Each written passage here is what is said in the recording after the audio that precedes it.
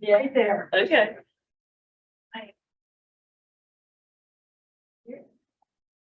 I think you can go ahead. Okay. Well, good morning. My name is Lisa Neuhauser. Thanks for having me. Peppermint Patty helped get me here.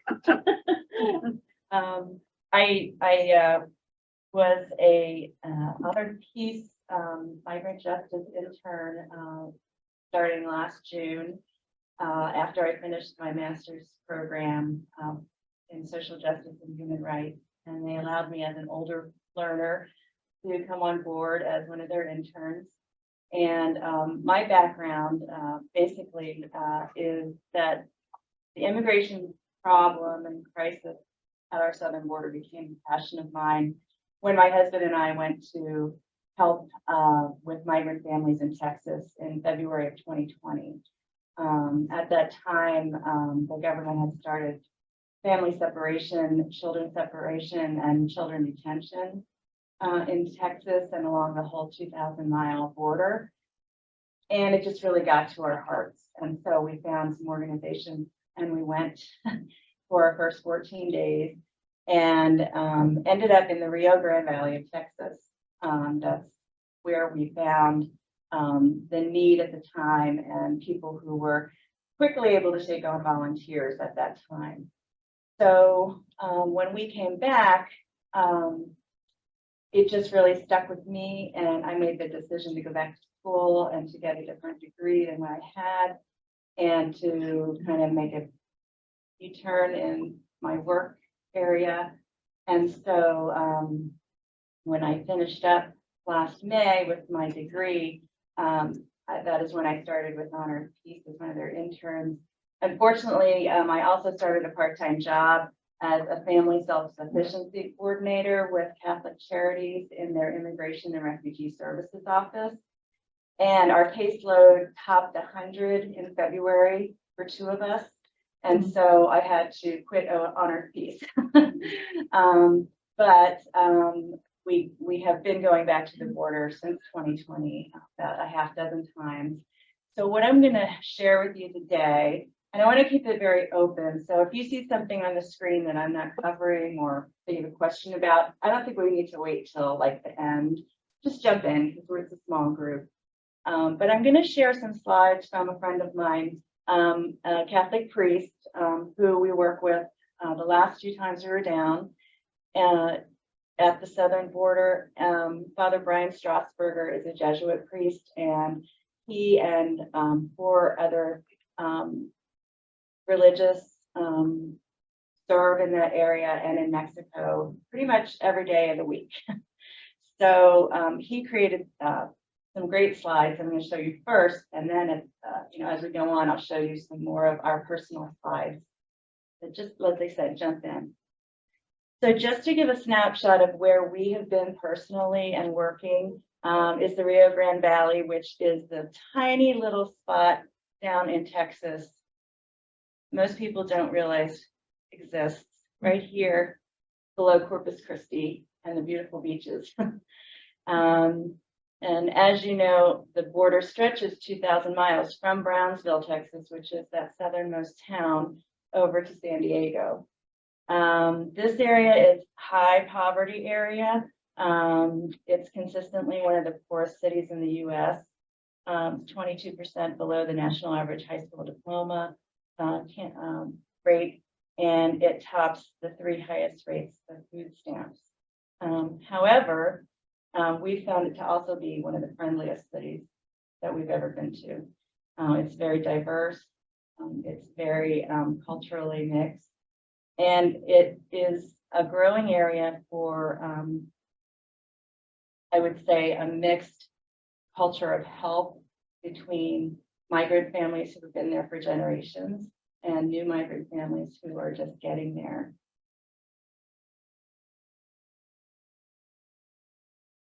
Give you a little better picture of the map, talking about right here. And you may have heard, has anybody heard of Brownsville, Texas in the news lately? Yeah, it's become one of the higher points of crossings within the last several months, and that is because it's very open. The border wall is still there. However, there are several points of entry where down by the coast, at the end of the Rio Grande River that dumps into the Gulf of Mexico, that, I won't say easy, but it's historically a place where people try to cross, many of them to their death, because the Rio Grande's not like a little river, but it's very dirty, it's very tumultuous, and it's just a place that, you really shouldn't go swimming or cross. So a couple of the places that we have helped and who are the main service providers in that area, go over here to McAllen, which is another major city in this area. The Humanitarian Respite Center is run by Catholic Charities in that area. This is a very Catholic area, I have to say. This center has been in existence for about 20 years. It's run by their head of Catholic Charities, Sister Norma Pimentel. Sister Norma was one of Time's top most influential people in 2020, and it's because of her service, her ongoing service. She has several awards, and kudos to her name, but interestingly enough, in March she was awarded a Peacemaker Award by Border Patrol in that area, because she tries to work with both sides of the issue and keep the peace and make sure that people who are there trying to come to the U.S. are treated with respect and dignity. Casa del Migrante and Sende 1 and 2, these are shelters on the Mexican side, about 10 miles from McAllen, in the city of Reynosa. Reynosa is known as one of the most dangerous cities in Mexico because of the drug cartels who kind of control that area.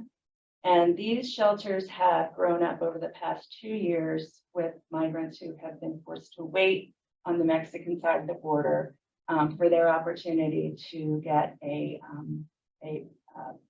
processing appointment with Border Patrol and ICE. Casa Miguel Pro and San Felipe are some other shelters where migrant families have been staying. And then Matamoros, here on the Mexican side below Brownsville, has been historically, again, the last 2 years, a place where people camp beside the Rio Grande until they can get some asylum appointment. When my husband and I first went there in 2020, the encampment rose to about 5,000. And these are people who are living outside on the dirt ground, trying to make tarps and cardboard into their temporary homes.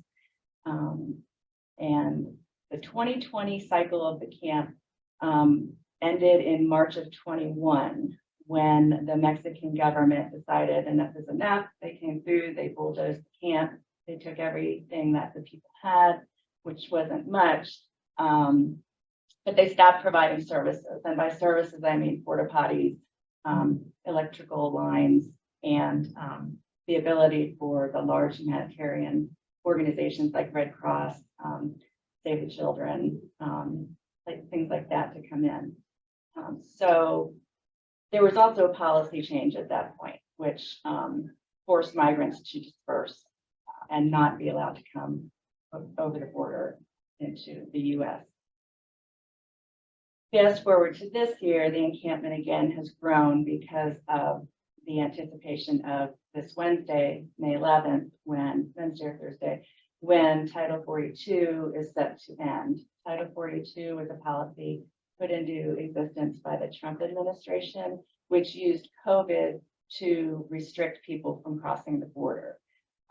It was a health restriction. It was kind of I wouldn't say fake health restriction, but if one of us wanted to cross the border, there was no problem. But if I was from Honduras or Guatemala or Haiti, there was like no going across the border. So with that, go ahead. Legally, they couldn't cross the border? No, because of COVID. So with that ending, there has been obviously word that this is going to end. We're going to have more of an opportunity to cross through a port of entry. And so the masses have been building again. And when we were there in January of this year, there were about 400 families along the Rio Grande again here in Matamoros. And today, a friend of mine told me yesterday there were about 6,000. So again, looking at reality, you know, basically our border has never really been a friendly border between us and Mexico for the past several years and decades. But with the policies continually changing, it's just sort of, you know, these people are in a cycle. Like they think they're able to make it over, but then the numbers grow so massively that you know, they're forced to wait for an appointment on an app on their phone that doesn't work very well. They have very spotty Wi-Fi in most of the places that I've shown. It's called the CBP-1, and CBP-1 was an app created a couple of years ago so that if you were an asylum seeker or a migrant, a refugee held south of our border, you could supposedly go on your phone, which not everyone owns a phone because they cost money, go on the app and click, and it's a lottery system to get an appointment with Border Patrol. For the 2,000-mile border that we have, there are 740 appointments per day that are allotted or have been allotted for about a year. So you're there, you don't have an Apple phone, you have an old Samsung phone that maybe somebody gave you during your trip, you know, that you walked from South America or Central America. And then you don't have Wi-Fi all day. So it's been very frustrating and a very long-term process.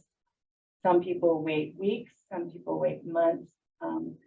Some people have waited, you know, a year almost, just because it's a lottery. And if you know, if your space doesn't come up, it doesn't come up. Going back to that border thing. So no foreigner could cross the border. Mexicans could not come into the United States on this border control thing. Which, You were talking about the act, whatever, I don't know what it is. oh, Title 42? Yeah. Title 42, no, it was, and I'm gonna pause right here and say that I'm not a policy expert, but I'll share what I can. So I would prefer, I can definitely give you links to Title 42, and but I'm going to be honest and say I'm going to share most of my personal experiences because they've been in one-on-one with the real people there who are going through this. But yeah, I apologize. I don't know. Title 42 pretty much kept everyone out because of COVID, but I will check that for you. So just to show you some background on how the shelters look and feel in Reynosa. This is one of the encampments on the left in Reynosa. There's currently, this slide is a couple of months old, so this says 50 to 1,500 each. It's now up from that. The right shows the Matamoros encampment. I'm gonna run through some of these. Yeah.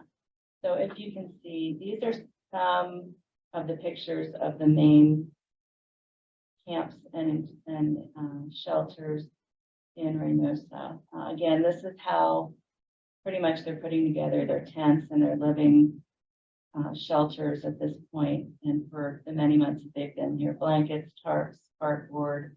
In this particular shelter, there's one big pavilion type because of the sun in the summer. It gets so hot there that they needed at least some sort of sun shelter. When we were there, the Mormon church was building some small tiny houses. They were probably about maybe 80 square feet, 100 square feet out of cedar, and they were hoping to build about 50 of those in this encampment.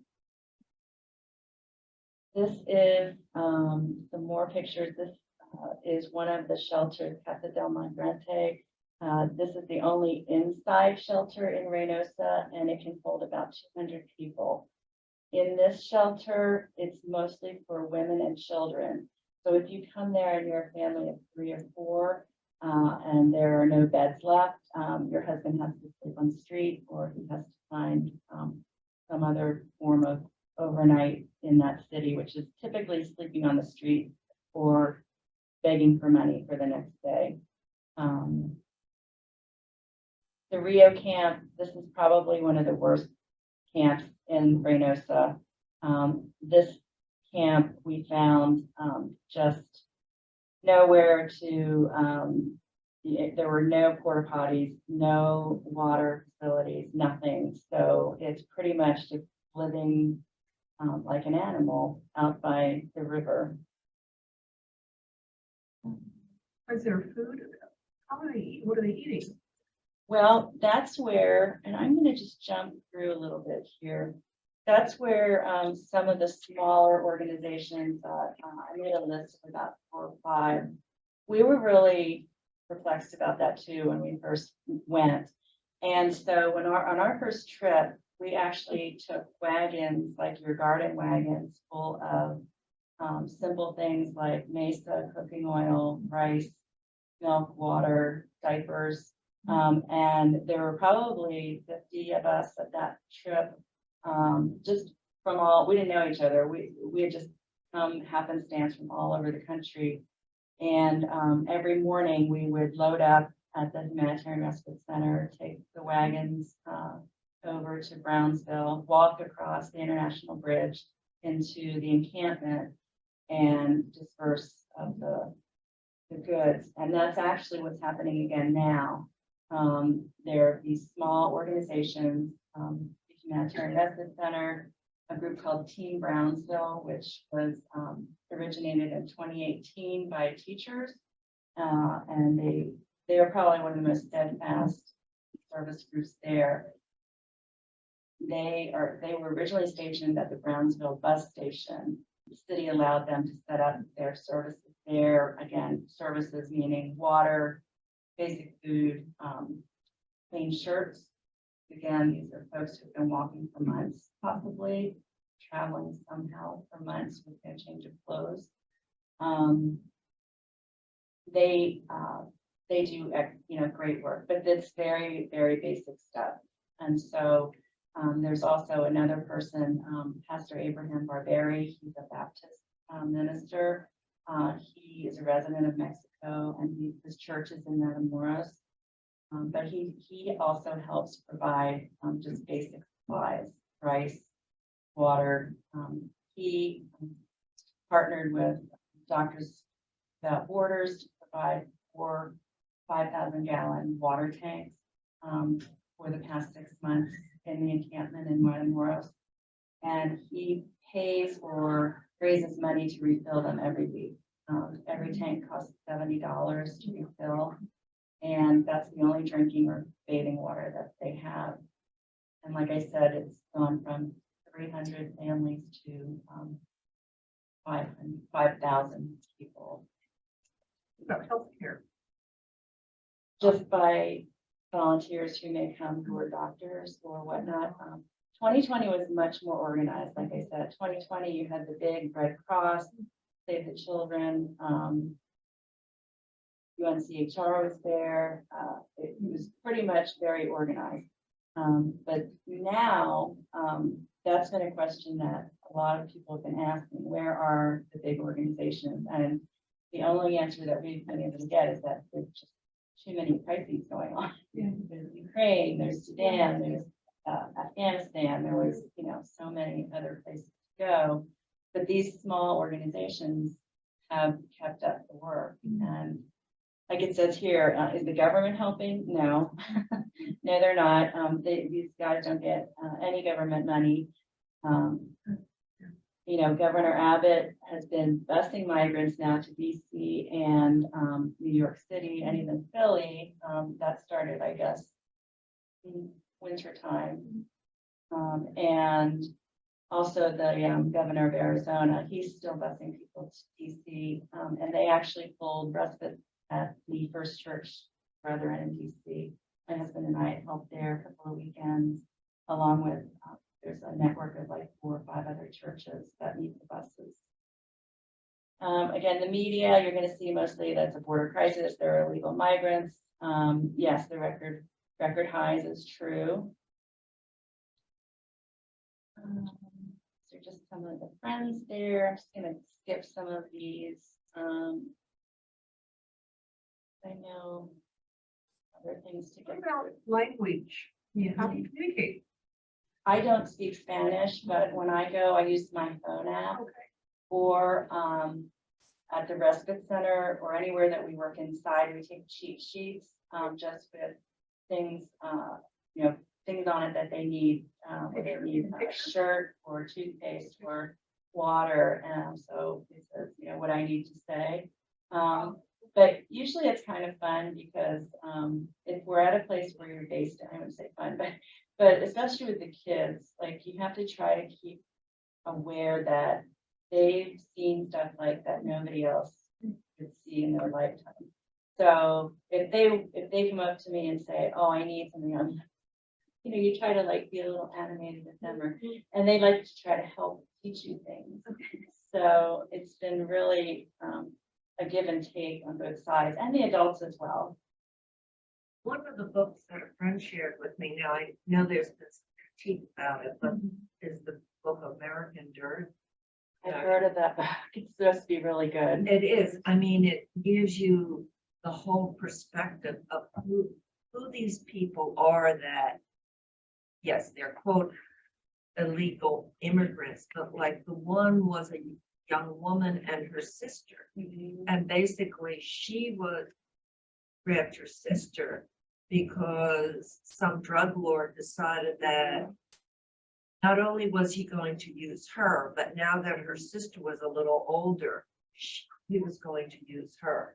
So then they were migrating up. And I mean, you realize these people they're not the rapists, drug addicts, it's people that are desperate because of what their current living situation is. Yeah, exactly. We've had, when we came back from our first trip, we had family and friends, say the same thing. And they, we had one in particular say, well, we know that they're crossing drugs in diapers and bras. And I'm like, first of all, the children don't have diapers when we meet them. That's why we take diapers. Second of all, the women have lost their bras because they've been raped and tortured on the way. And that's the first thing they come and ask for is a bra and underwear. So no, that is not how the drugs are getting to us. It is by major ports of entry by the cartels, not these families. And I'm glad that I've been there so many times that I can tell the truth that that's what's happening. And I'm also now a little more educated too, because,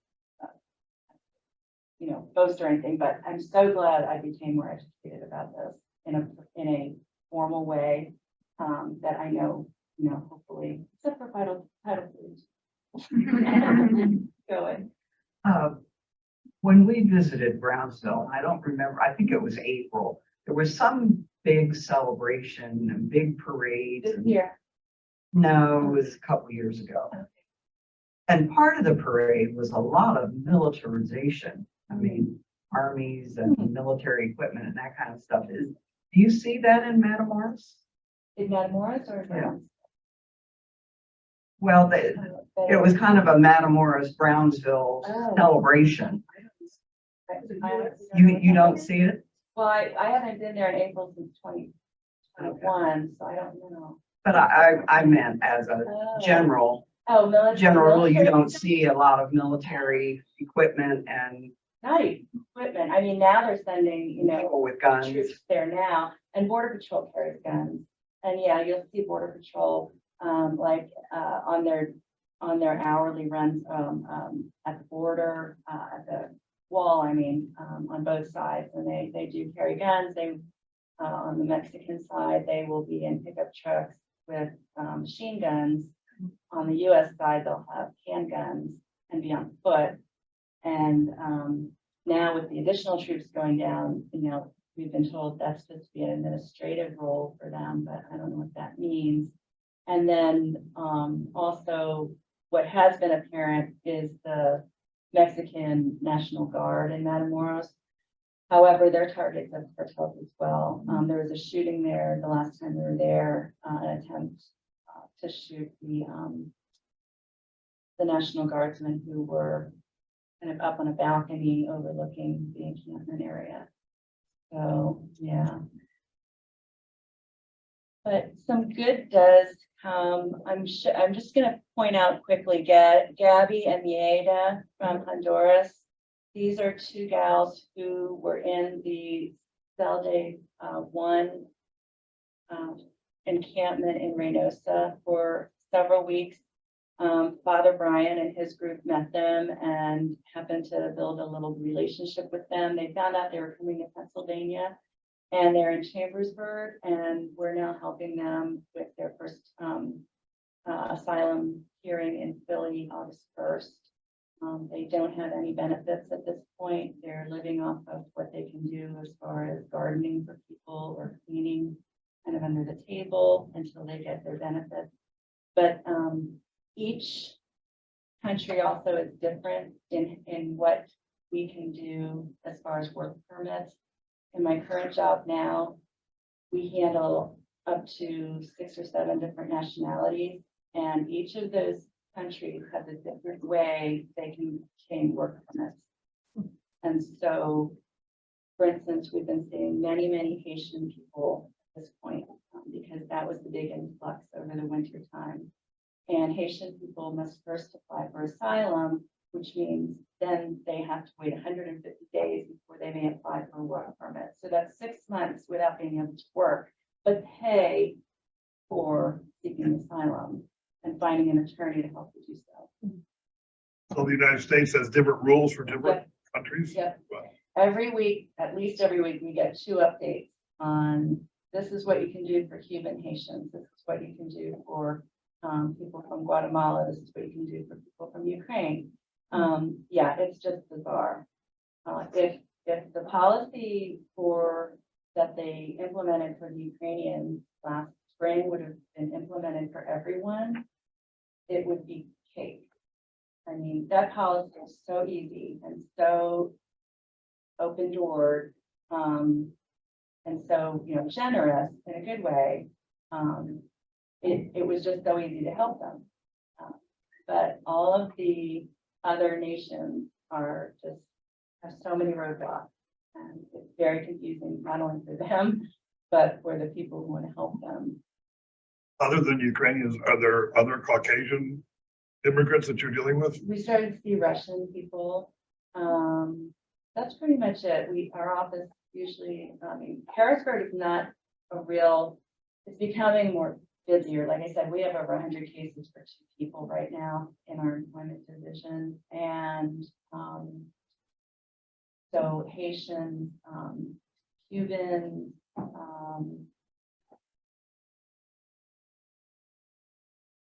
Guatemala,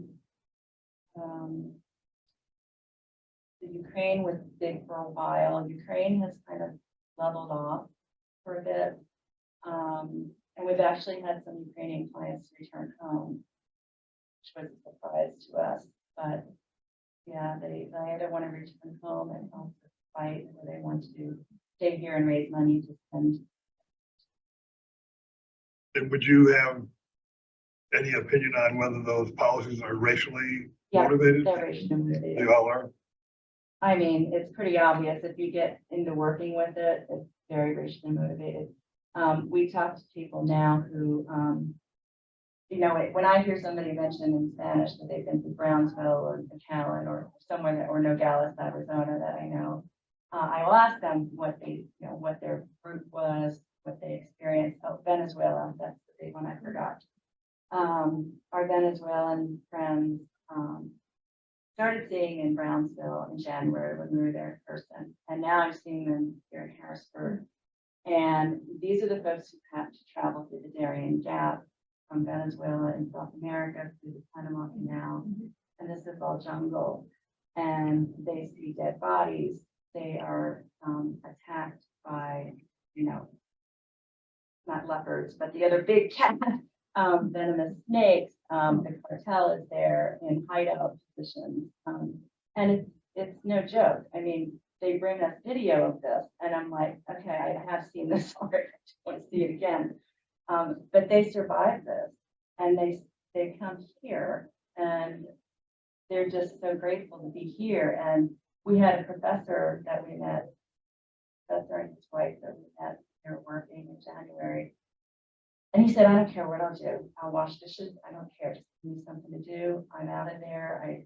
I want to work here and be a help to the community. Carry trash. I don't care. But he's like, we're alive, and that's all we know.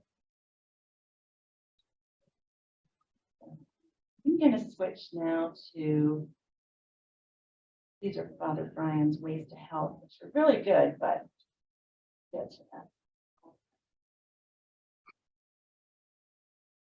So I'm just going to show you some of Greg and my personal stuff from January.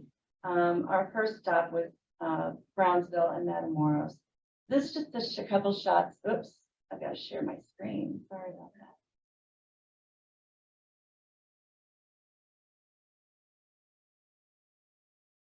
There we go. So this is just a couple of shots. This is actually from a community park in Brownsville. It's actually a historic park, very beautiful to the right, but this is how the wall impedes everything. 20 feet high. Looks like you can stick your hand through there, but that's about all you can stick through there. And then there are patrols. If you can see the dirt road here inside Mexico. And then, like I said, that's where pretty much they start, round the clock patrol with trucks and vehicles. And then over here, we saw a lot of walking patrol. Barbed wire, that was actually an entrance point for the Border Patrol guards. This is a welcome center that Team Brownsville runs. This is actually about a block from the International Bridge. Once people who did get appointments cross over the bridge by foot, they go through Border Patrol checkpoint. They are stripped of belts, shoestrings, and other things, which I think my friend Risa Pascal talked to you about a couple years ago. She's been there too. But yeah, so once, Team Brownsville and their facility is pretty much the first thing that people come to and see because they've heard through the grapevine that this is the place to get water and clean clothes and maybe a little something to eat. And also some direction from the volunteers there about how to buy a bus ticket and how to get to the airport. So these are the welcoming. Some of the volunteers, like this guy, he speaks fluent Spanish, which is great. However, these are guys from China. We're now starting to see Chinese immigrants come through Mexico. So yeah, this day when we were there, we had one group of 8 and one group of 20 coming from China. And here you can see the clothes that we give out, and they also water. There's usually a simple breakfast like Sam's Club's donuts or muffins and bananas. If they have extra money, they'll get like pizzas in the evening or whatnot. But by end of the day, they want pretty much everyone to either have a place overnight or to be on a bus or to be at the airport. These days, their numbers have been up to over 1,000 a day going through this little welcome center. This is after they're in, Mhm. and Yeah. they've been gone through the proper process and they're accepted as an immigrant. They've told Border Patrol they're seeking asylum, which is legal for anyone to do, and that they have a way to do that. But they still have to be accepted or something like that. So it's a Yeah. whole legal process, yeah. Mhm. Yeah. Our church last fall, the kids created hygiene kits that Team Brownsville gives away. And this is one of the little boys that happened to get one. In the kit, our religious education kids put in toothpaste, toothbrushes, deodorant, water, snacks, small blankets, because the buses are very cold if they're going on a long way. They would have at least a little cover-up blanket. We put some books if we could for the kids. But our kids shipped down about 200 of those last October. This is Father Abraham, who I mentioned, with one of the volunteers from Team Brownsville. Team Brownsville has 3 storage units nearby where they keep their donations of food and goods. And so every morning, Father Abraham works with them on filling his van. It's easiest to go with him to cross the border these days because they don't give him any stuff. I mean, we drove in 2020 by ourselves over, but these days I would just go with Father Abraham and the priest. I would go. This is a kitchen setup in Matamoros. This was somebody who used a pallet and some things that they found for a place to cook their meals. This is an example of one of the in-ground ovens that they create. I mean, the creativity or just the desire of these people to use their own cultures to survive is amazing to me. I mean, this is kind of a natural thing for them to use in places like Guatemala and El Salvador. So the first time we saw it, we were like, okay, but that's how they're cooking there until they can cross the bridge. It's my husband, Greg. He is fluent in Spanish, so he's very helpful when he can come. But he was speaking with some of the families there and just talking about their stories. Here again, we're with some Team Brownsville volunteers unloading Pastor's van, long lines for rice and oil and water. Here's some sisters playing. That's where their family of 8 was living. This little cutie. That was her favorite. I mean, everybody loves the box, right? Like the kids love the box. And then we found an old football, so I eventually got to play with these guys while the adults were waiting for some of the things out of the van. And this little girl, she was a sweetie. She ended up giving me a teddy bear. And I was like, yeah, she spoke Spanish, but I was like, if you look real close, here's the bear. And she wouldn't let me go until I took it. And I was like, that's what we find. I mean, that they, even in the children, they have been through hell back. And she wanted me not to leave without this. So he did get a bath when he came in. But I keep him by my bed just to remind me of her. And I don't know where she found that scooter, but she was really lucky. Everybody thought she was like the bomb because she had found this probably in the trash somewhere in town. These are the water tanks I was telling you about that Father Abraham and Doctors Without Borders worked together to get. There are 4 of those in the camp. I know in a storm last weekend, one of them cracked or fell over and cracked. Now they have 3. And that's the truck that fills them up every Saturday. And so people can get some drinking water and bathing water. Reynosa, again, this is the tented area. Nido is always needed, the baby powder milk. The priests take a lot of Nido over. That's one of the priests that we went with, Father Louis. He's just kind of taking us on a tour through the tent. This is a community kitchen that these 2 shelters, Felder 1 and 2, were built about a year ago by a team of engineers, all women, all American women.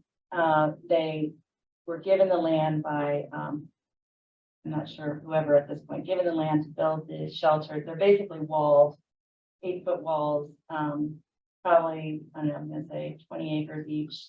But in it, they made sure that there's running water, that there were community showers, that there's a community outdoor kitchen here where people take turns cooking during the day with whatever goods are donated to them. And then this is also an indoor kitchen where everyone helps out until you get your appointment. I was talking to Father the other day, and he was pointing out individuals who have left and gotten their appointments, but there's always a new crew ready to come in and help. The way of them to have, self-worth. and pride in what they do while they're there. But you can see the things that we bring are very basic. Rice, cleaning supplies, Nido, I think that's oil and diapers. And this was just from 2 days ago. These are my buddies, Andrea and Kathy from Team Brownsville, and they met with Secretary Mayorkas, who is touring Brownsville. They don't know if that's, going to be a help or not. He was pretty much there saying, seeing who's doing the work, which is them, Catholic Charities, and the Jesuits, and, saying that, yes, now we're going to give you FEMA money. Well, they've been there 20 years. Like, where was FEMA money then? But in any case, he was there, and they got a chance to meet with him and talk with him, and we're hoping something will come of that. And this is just one that I liked when I found it. We were all once refugees. Reminder.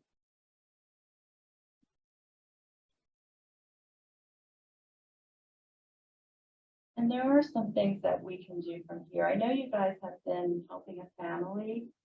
I think tell me family maybe. I do have an update on that family. Our Immigration Support Committee is aware of a family who now has a place to live that's much better than they had here in Elizabethtown. And the mother has an asylum hearing in June. Her partner had one in May. And so that'll be their first hearing. They've been here maybe 4 years. Yeah. And they have not had her asylum hearing was canceled 2 years ago and has just been reassigned. That's their first hearing. And that's when, if they get accepted, that's when they'll get working papers.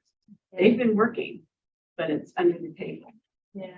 And that's hard to find Yeah. somebody to do that. So Related to that and asylum hearings, tomorrow evening at our church, and you're all welcome, there's flyers around. We have 2 asylum attorneys coming, one from the Young Center, not from Beatown College, but the Young Center was the first organization established to help undocumented children with legal assistance. And Young was the name of their first client, who happened to be Asian. He was a young boy who was sent here by his Chinese parents to get out. And I mean, as a mid-teen, maybe tween, he found help. And I forget the whole background story, but if you go to their website, it's all there and it's really moving. So Jen Nagda, who's their policy chief, is going to be there. She's from Philly. They're based in Chicago. And then also Jill Family, who's a professor of law at Widener, will also be there. But the documentary that we're showing, it's called Seeking Asylum, and this is going to take you through one story of one mother who enters in California from Tijuana to San Diego with her 3 children, and what they've gone through, and then what they're still going through as far as the asylum process. So it's 7:30, and directions are on here. And then also the list of the organizations that we have worked with. I don't like to recommend anything that I don't work with. I don't like even to recommend like the big ones, like Red Cross, IRC. I just don't, because they're too big and I haven't been there. So these are ones I've been to, or people that I've come to have relationships with, and I know exactly what they do. And I know exactly how they do it and how much money they need to do it. So that's why these people are on here, if you want to help them in any way. And if you'd ever like to go to Brownsville or McAllen or Nogales, let me know. My contact is on the back here through Migrant Justice at hselmira.com. Is this film available on YouTube if we can't do it tomorrow night? It is, We can yeah, see that. it is. You can get it on Apple TV, YouTube, and some of those other streaming sources. Yeah, if you put in Seeking Asylum, a Mother's Journey film, it'll come up with its own website. Well, my one friend was a school board member of Lancaster City, and her one complaint about child CWF, Child World Oh, Services. church will serve it. Wasn't Church World Services. It only provided support for 3 months. And then, well, the school district of Lancaster does not have a lot of money to begin with, and then they had to pick up. And she was impressed, like when the Tima family that we went with them for what, like 2 years or so. And that's where I'm thinking, where can, we're doing it here, but how can we get like maybe other churches in Lancaster to look to augment Well, I what know, Church World Services does past that initial 3 months? well, my office, so at Catholic Charities, Immigration and Refugee Services, we have three divisions. There's ESL, which is the English classes, who we refer to, and there's resettlement, which is funded by a federal grant.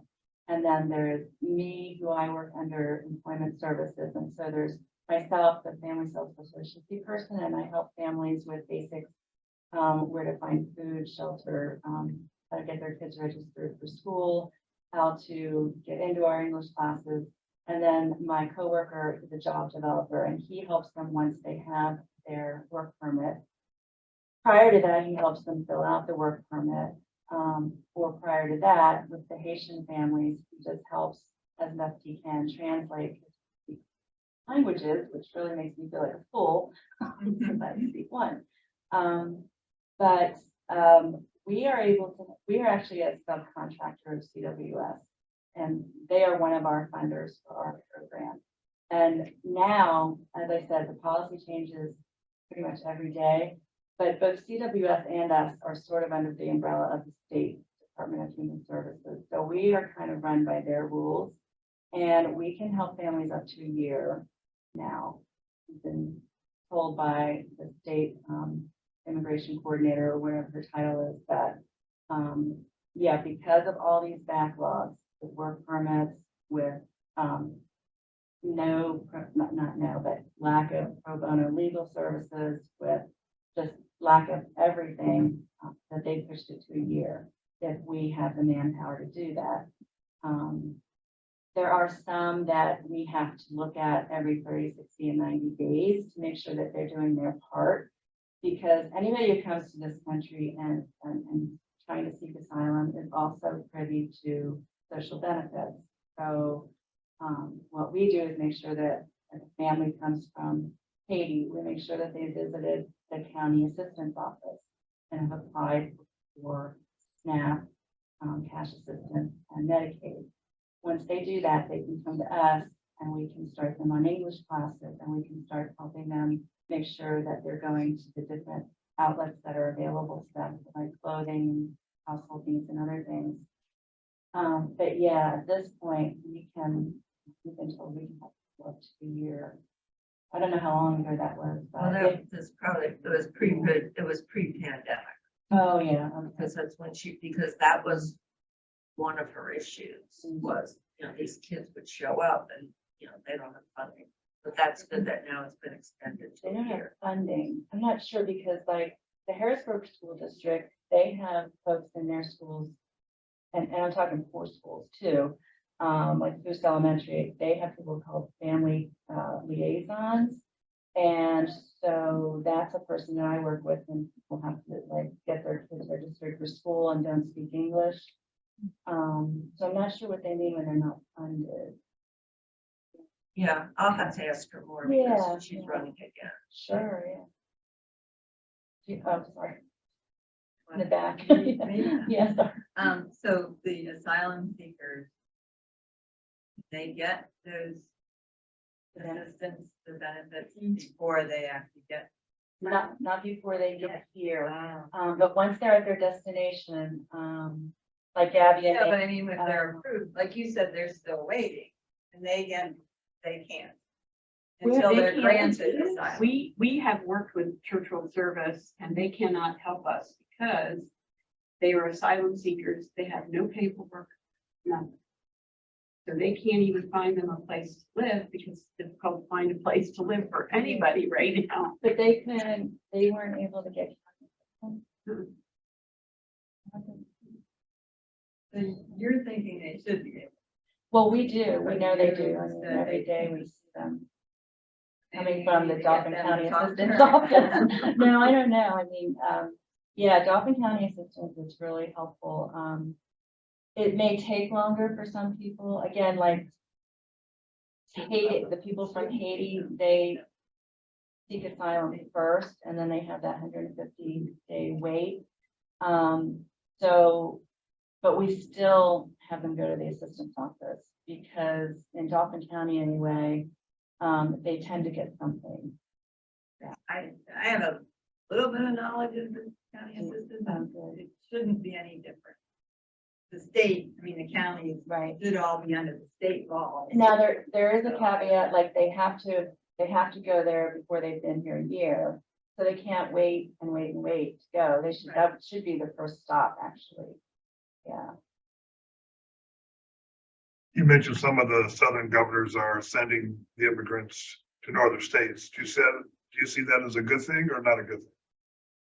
Well, it's just they did it for spite. I mean, if they would have worked with those cities and prepared, it could have been a good thing, but they made it a horrible situation.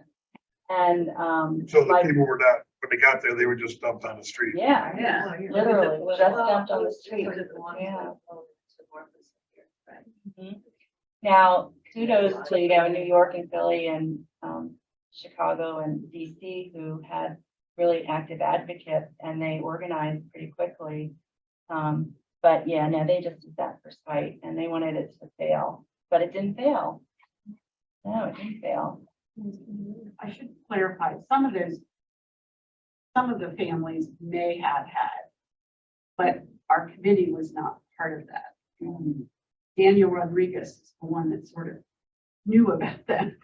So what they have, I don't know, but it's very minimal and it's not the same as a refugee. It's not the same as an immigrant. Yeah, So it's totally different. You cannot find a place for an asylum seeker to have an apartment because they have no papers. Nothing. They don't have any working papers. They have nothing. So who's going to sign the lease? This is why they live in, there's Cherry Alley. There's a couple of families, 5 families lived in an apartment that should have been for one family. yeah. Yeah, it's like each family will take a bedroom and then they share.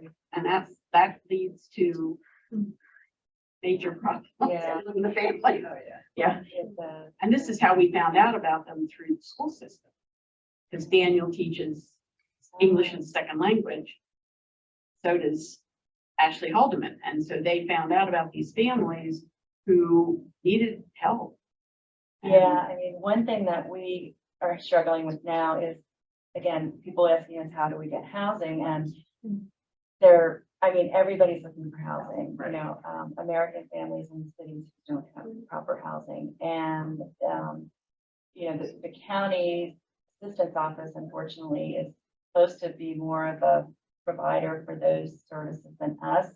But that's where too, any connections with churches or anybody who, has it in their heart to host a family or whatnot.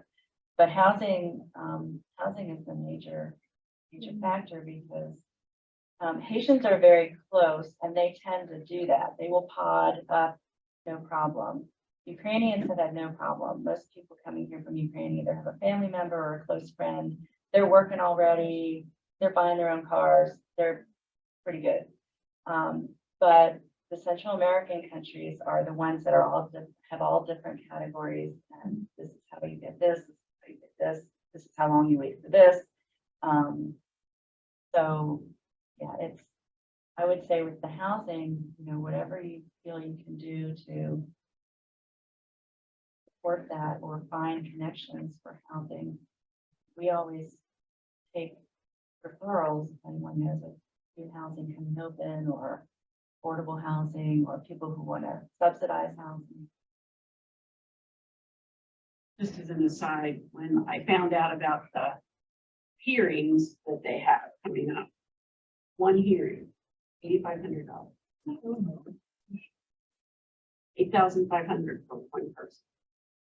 And if there's an extra person, I didn't read that part. I have to read that again to see if I'm right. $1,000. So the mother has a daughter And I don't, and she's not 18, and I have no idea if that makes a difference. But she's not 18 yet, so I don't know if it would be more if she's, Well, she's considered an adult, so she got to pay her own. right, so I don't know whether that's separate bump it up, but it could be a year before they get any, Yeah, and the assignment Work, how do you get the money? right? you don't, like the immigration attorneys in this area everywhere are overwhelmed. They're just overwhelmed. I mean, I know one immigration attorney who's closed her office because she got so burnt out. That she's gonna just take a break. If I own a farm, say in this area, and I have housing on the farm, and I employ some of these people, I get in trouble? I don't know that. Well, yeah, if you're not reporting, tax, taking withholding taxes. So how do you get over that hump? Then how do you get over that hurdle? You pray a lot better than I don't want to do We have anything. so many people who tell us they're working, and I just say, no, you're not.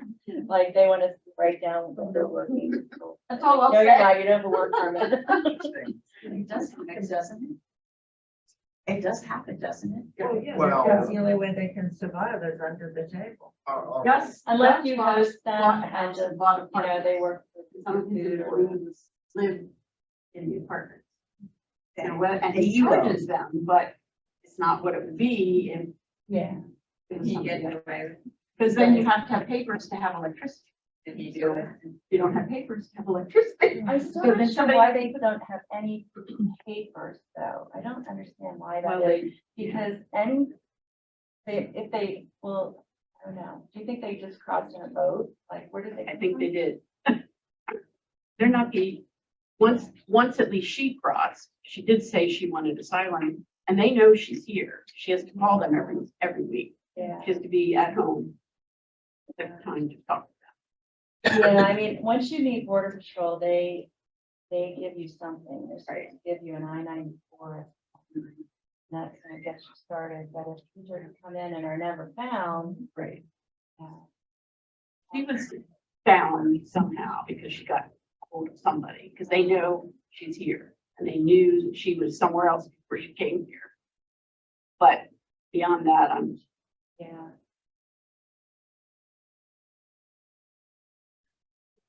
Oh, go ahead.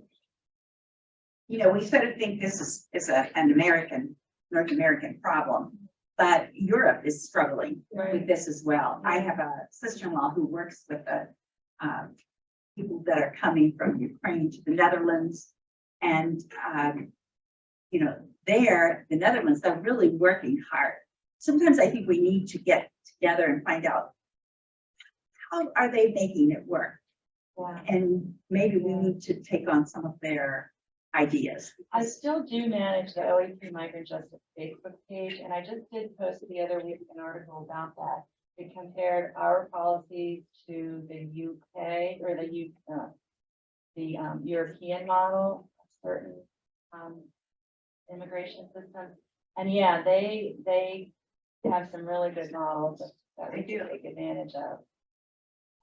And so, yeah, you know, I always say, call your congressman, call your whoever. I don't know if anybody will listen, but we have to keep trying. That's for sure.